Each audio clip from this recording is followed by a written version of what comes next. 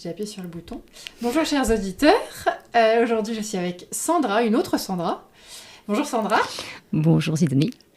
Alors Sandra, est-ce que tu peux te présenter en quelques mots dit? Donc je suis coiffeuse depuis plus de 33 ans. Ouais. Aïe. Je me suis perfectionnée en 2019 en socio-coiffure.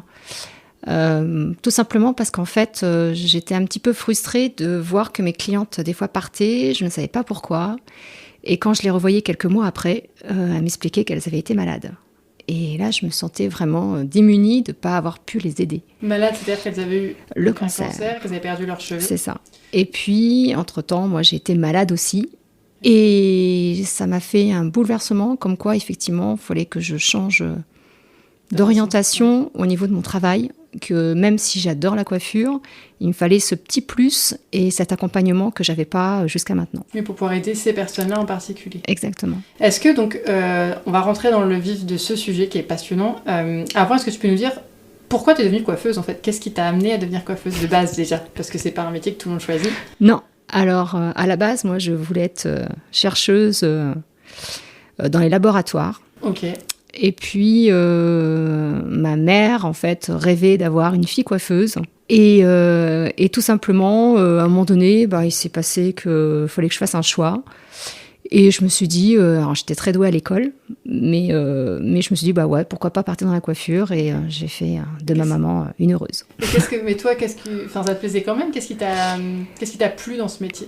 Tout ce qui était chimique, en fait. Ah oui, j'avais pas fait les Bah oui, la chimie, la biologie, voilà. Et puis aujourd'hui, voilà, je m'aperçois qu'effectivement, je rentre dedans sans me rendre compte, en fait. Oui, aujourd'hui, je travaille avec les plantes, avec les huiles essentielles. Et ça c'est kiffant, quoi. Ouais, en fait, donc, c'est-à-dire que ce qui t'attirait, donc, c'était de faire tes mélanges pour faire les couleurs dans les cheveux, c'est ça? Ouais. Aujourd'hui, c'est des produits plus naturels? Carrément. Ouais. Qu'est-ce qui a fait que tu as fait ce changement dans les produits? Qu'est-ce qui t'a attiré dans les produits naturels? Ça, pareil, c'est une fois que je me suis rendu compte qu'effectivement, j'avais été malade et qu'il y avait des possibilités de faire autrement dans notre métier. J'ai commencé à me pencher vers le naturel. Et c'est vrai que quand on fait la formation de socio-coiffure, on nous sensibilise beaucoup sur la coloration végétale et autres. Et pour moi, c'était quelque chose d'inconnu. Et j'ai commencé à me pencher sur le sujet et ça m'a complètement passionnée. Ouais. Voilà. Et donc aujourd'hui, le fait de mélanger mes plantes, de voir à quel point les plantes sont soignantes, c'est extraordinaire. Même en passant par le cheveu, du coup. Mais complètement. Moi, c'est que le cheveu. Le reste du corps, je ne sais pas trop faire. Ouais, ça paraît incroyable, en fait, parce que c'est très soignant. Quand on voit aussi la qualité du cheveu, comment il se transforme au fil du temps, plus la cliente va faire une coloration végétale, plus la qualité du cheveu va se transformer en ce qu'il est réellement. Oui, ce qu'il est censé être, quoi. C'est ça. Je travaille aussi beaucoup avec les argiles. Et c'est pareil avec les argiles, tout ce qu'on peut faire au niveau détox. C'est pareil. Moi, aujourd'hui, je m'aperçois qu'avec des argiles, je peux arriver à redonner de la couleur à une coloration qui est complètement fade. Et ça, c'est pareil. C'est hyper soignant au niveau du cuir chevelu aussi. Et du coup, donc là, on parle du soin, etc.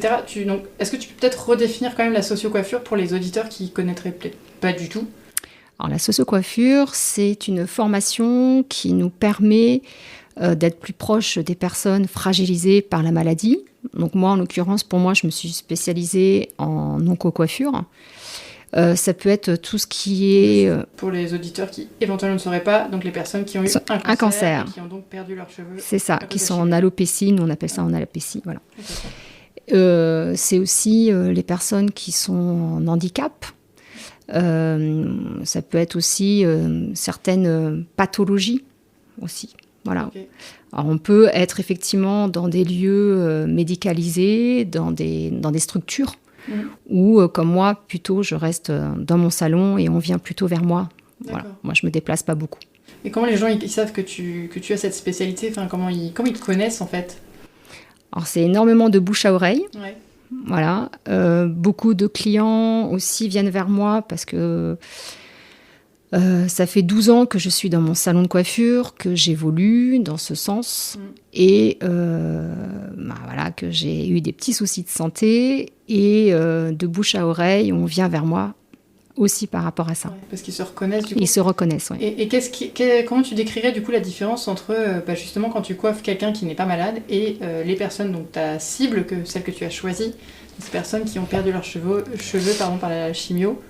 En fait, moi, je mets un temps dans mon salon, j'ai des temps pour la socio, pour la coupe énergétique, où là, c'est vraiment un temps privatisation du salon. En fait, dans mon salon de coiffure, j'ai un temps, donc le lundi et le mercredi en l'occurrence, oui, où c'est vraiment que pour les personnes avec une certaine sensibilité, fragilité. Okay. Voilà. Et puis, tu privatises le salon. Et je privatise. C'est ça. Ouais. Et puis, pour les clientes, comme moi, par exemple. Comme toi, Sidonie. Effectivement, aujourd'hui, voilà, je ne suis pas que socio ou que onco-coiffeuse. Effectivement, je suis coiffeur holistique. Donc, je viens accompagner ma clientèle dans sa globalité, que ce soit des personnes fragilisées ou pas. Voilà. Aujourd'hui, je pense qu'on a besoin de prendre du temps pour soi, que ce soit par la maladie ou pas d'ailleurs, mais prendre soin de soi justement avant d'être malade. Alors, je vais revenir sur les coupes énergétiques après, parce que ça m'intéresse aussi beaucoup. Juste donc, pour revenir sur ces personnes donc en alopécie suite à un cancer, qu'est-ce que tu leur fais? Parce qu'en fait, ça peut paraître simpliste comme question, mais du coup, elles n'ont plus de cheveux. Qu'est-ce que tu fais sur ces personnes? Alors déjà, c'est tout un accompagnement avant. C'est-à-dire que la cliente qui va venir me voir, ça peut être à différents stades. C'est-à-dire qu'elle peut très bien venir me voir parce qu'elle vient de savoir qu'elle est malade. Ah oui. Enfin, elle. Voilà. On vient me voir. Donc, ça peut être au début, voilà, en disant, voilà, on m'a diagnostiqué un cancer, je risque de perdre mes cheveux, comment ça va se passer, qu'est-ce que je peux avoir comme solution, voilà. Et là, on voit ensemble. C'est vraiment du cas par cas. Et donc, si la cliente décide de porter que des turbans, des foulards, on voit ensemble. Si c'est de la prothèse partielle, donc c'est-à-dire que ça peut être juste une frange, ou voilà, ça, on le voit ensemble. Si c'est une prothèse totale, donc une perruque, voilà, on le voit aussi ensemble. Okay. Tout est fait avec des temps, des séances, pour qu'elle puisse choisir, prendre son temps. Oui, aucune décision hâtive, quoi. Ah, carrément. Ouais. Carrément. Et du coup, alors, je me permets, parce que j'en discutais un petit peu avant, et donc tu les aides à choisir ces perruques. Oui. Et plutôt que de les... Enfin, il y a le choix entre reprendre des perruques régulièrement ou tu répares, en fait, les perruques. C'est-à-dire qu'au fil du temps, il faut savoir qu'une perruque, ça ne dure pas non plus très longtemps, qu'elle s'use, qu'elle se fatigue. Du coup, il y a des trous. Ça peut arriver qu'effectivement, il y a une petite défaillance dans la prothèse. Et voilà, moi, je me suis perfectionnée pour la réparation de la prothèse capillaire. C'est-à-dire qu'aujourd'hui, donc je récupère les cheveux donc, pour avoir un panel de couleurs. Et ça me permet, quand une cliente vient parce qu'elle a un souci avec sa prothèse, de voir avec elle ce qu'on peut faire pour la réparer, le temps que ça va me mettre à la réparer. Et je viens effectivement avec un crochet, donc voilà, et je viens prendre mes mèches, cheveux par cheveux, et je viens en fait sur le tulle mettre ses cheveux, donc faire le point et réparer la prothèse. Ouais. C'est comme de la couture un peu, quoi. Enfin... Ouais, mais c'est très intéressant. Voilà, si tu fais, par exemple, ça va pas parler à tout le monde, mais vas-y. Par exemple, si tu fais un point, donc un nœud, voilà, le nœud, il va être juste là pour prendre un cheveu, le nœud dans la forme, par exemple, si c'est l'arrêt à droite, à gauche. Voilà. Okay. Si on fait un double nœud, le double nœud, en fait, va servir à la prothèse à aller dans tous les sens. Le cheveu va aller dans tous les sens. Un double nœud, tu veux dire avec le cheveu? Ouais, c'est ça. Voilà. Donc ça, c'est avec le crochet, et donc c'est très intéressant. Ouais. D'accord. T'as intérêt à avoir des bonnes lunettes, par contre, ça te fatigue les yeux, parce que c'est tout petit. J'enlève mes lunettes, parce que autrement, je vois pas. Ah ouais. Logique, ok. Ok, d'accord. Ouais, okay. C'est... ouais, je pense que je vais même investir dans une loupe. Bah oui, parce que ça doit abîmer les yeux. C'est fatigant. Ouais. Ok. C'est très intéressant. Moi, avant qu'on en discute tout à l'heure, je ne savais même pas que c'était possible, parce qu'effectivement, moi, j'avais dans l'idée que quand la perruque, ça durait longtemps, et puis qu'on...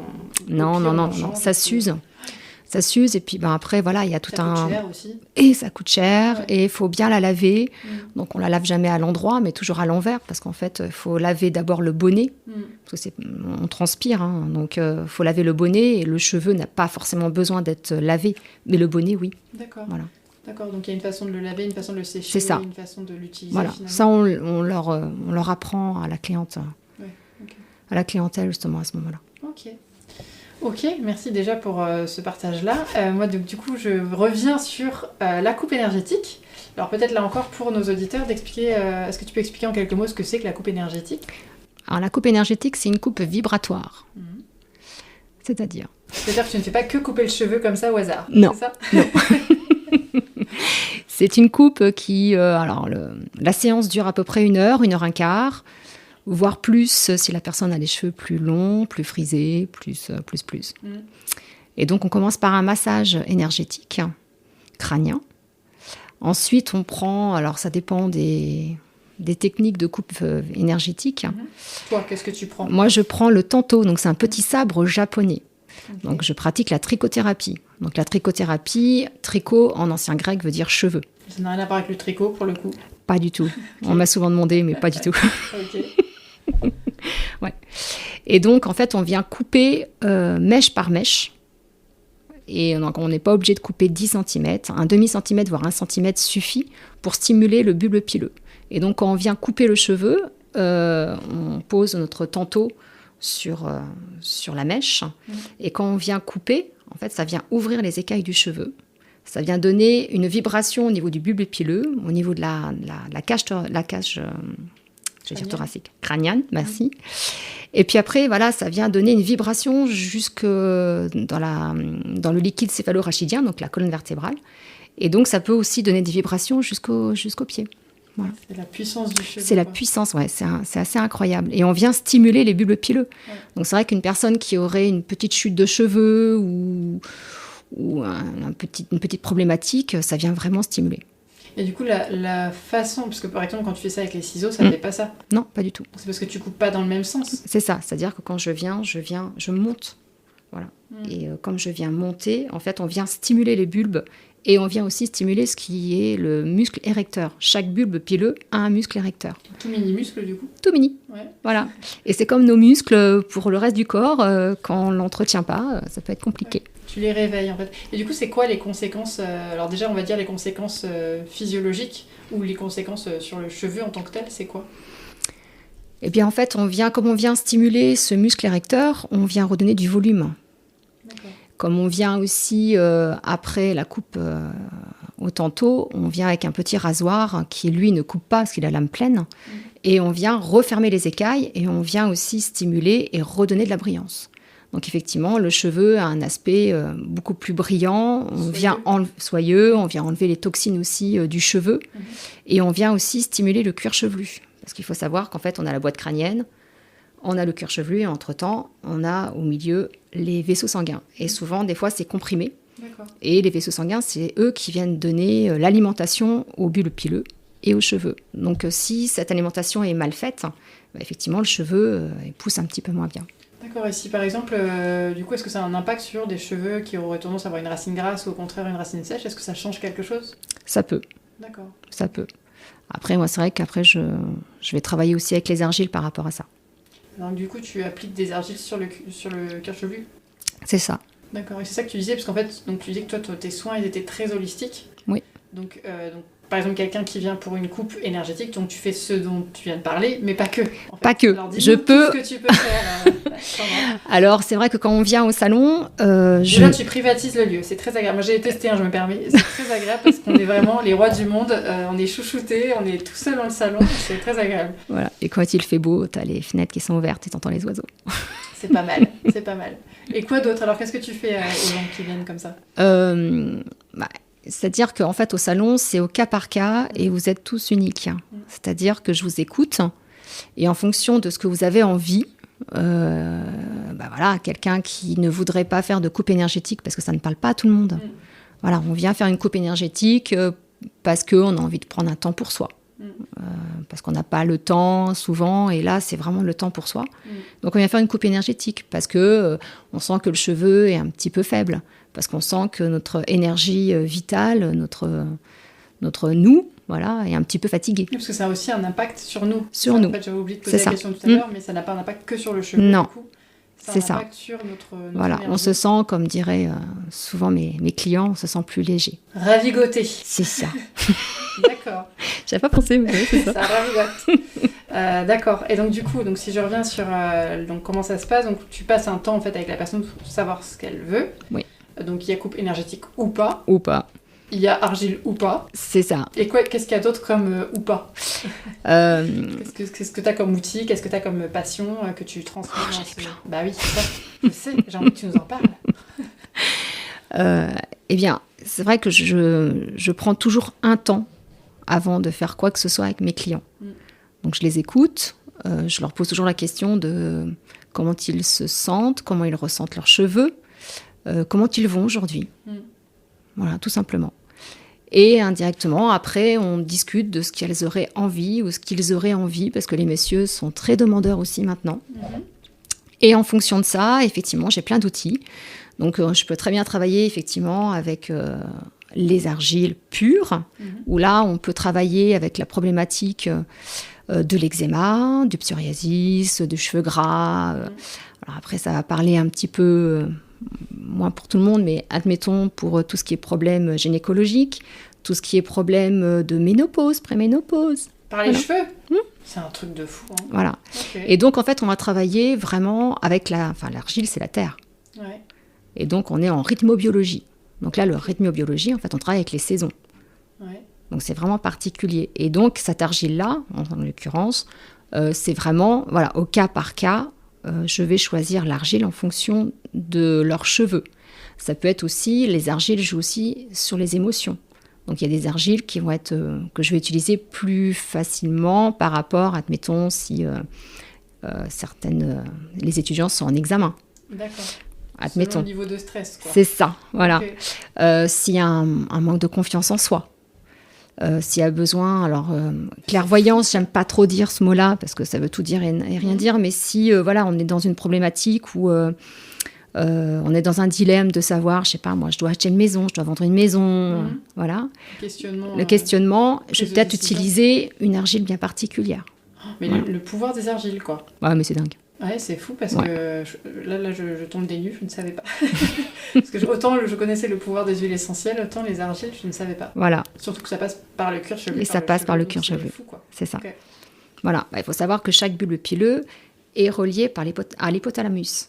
Okay. D'accord. Et l'hypothalamus, après, donne des informations restant des organes. Ouais. Voilà, par exemple, quand on fait une coloration chimique, je ne sais pas si j'ai le droit de le dire. Si tu as le droit, vas-y, lâche-toi. Quand on fait une coloration chimique, par exemple, le processus, on vient appliquer notre produit sur le cuir chevelu, qui est absorbé aussi, voilà, le cuir chevelu, le bulbe pileux. Le bulbe pileux donne une information à l'hypothalamus. L'hypothalamus lui dit à ses copains, le foie et la rate, « Ouais, les copains !» Et il y a corps étranger, donc on va lutter. Et donc souvent, pendant 5 heures, en fait, le corps va lutter contre ce qu'on vient de mettre en coloration chimique. Voilà. Et après, c'est éliminé par la vessie et l'urine. Voilà. D'accord. Donc en fait, voilà. Et donc, moi, souvent, je propose aux clientes de faire des argiles, justement, juste après la coloration chimique, pour essayer d'éliminer un maximum ces toxiques. Pour aider le corps, en fait. C'est ça. Okay. Voilà. Et puis, voilà, il faut savoir aussi que le cuir chevelu, quand on applique la coloration chimique, il y a 21 jours avant que le cuir chevelu se régénère. Donc c'est vrai qu'avec les argiles, on gagne du temps. Et du coup, tu en fais encore de la coloration chimique? Oui. Ouais, tu en fais quand même. Oui. Okay. Beaucoup plus respectueuse, mais ça reste encore de la chimie. Et j'invite mes clientes à tester autrement. À tester surtout les argiles maintenant. D'accord. Et j'ai beaucoup de clientes maintenant qui font leur chimie, parce que je leur explique le processus. Mais voilà, c'est leur histoire et je respecte. Ouais, bien sûr. Et je passe à l'argile juste après la coloration chimique. D'accord, ok. Passionnant. Ok. Là, je reste bouche bée. Donc, tu as cet outil-là qui est un outil magnifique, du coup. Tu as d'autres outils, je crois, Sandra? me semble qu'il y a un truc avec les couleurs, les huiles, tout ça. C'est ça. C'est ça. Oui, exactement. Donc, on appelle ça la gamme rituelle, où là, j'interviens avec donc la chromathérapie, la lithothérapie. Donc, pour ceux qui ne connaissent pas, les couleurs, les pierres. Les pierres et l'aromathérapie, qui est les huiles essentielles. Et donc, après, avec ça, en fait, je pratique aussi le massage shiatsu. Donc, sur le crâne. Sur le crâne, toujours. Donc, voilà. on est...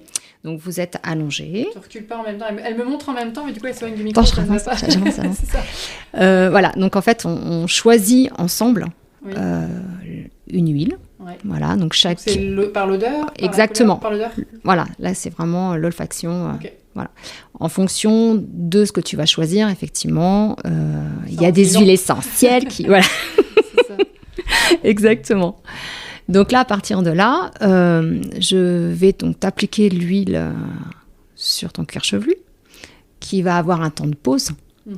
Je vais t'inviter aussi à avoir une pierre dans ta main. Mais pareil, c'est en fonction de chaque personne. Donc voilà, je ne vais pas rentrer dans les détails par rapport à ça. Et aussi avoir un foulard, pareil, de couleur, sur tes épaules. Là encore, qui tend... Voilà. Et voilà. Chaque couleur est choisie, c'est pas fait au hasard. C'est ça. Voilà. Okay. Et puis pendant le temps de pause, en fait, je peux aussi t'inviter si tu le souhaites, à dessiner un mandala. Ah, ok. Voilà. Cool. Ouais, donc tu as tes petits crayons de couleur qui sont tout prêts.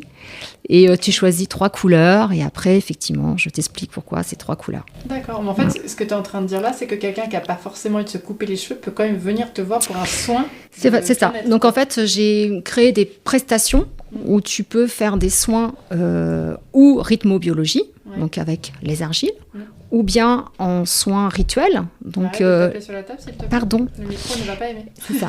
Ou avec la gamme rituelle, où là, tu as l'olfaction, la chromothérapie, la lithothérapie et le massage shiatsu. Ouais. Et effectivement, tu peux faire que ton séchage, ton brushing, ce que tu as envie.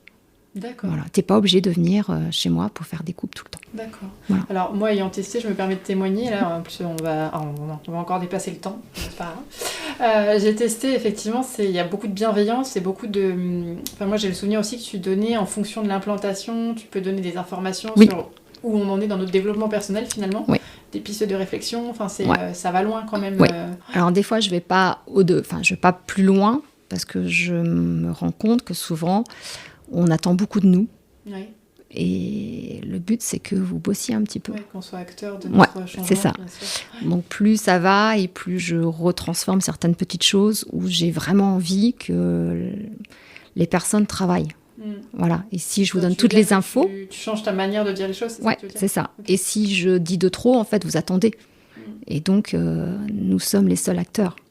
Voilà. Et moi, je suis juste là pour...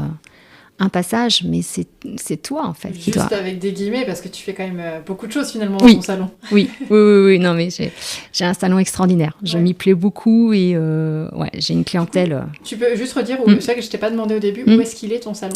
Ah oui, donc moi, je pratique depuis 12 ans à Colville-Montgomery, dans le bourg.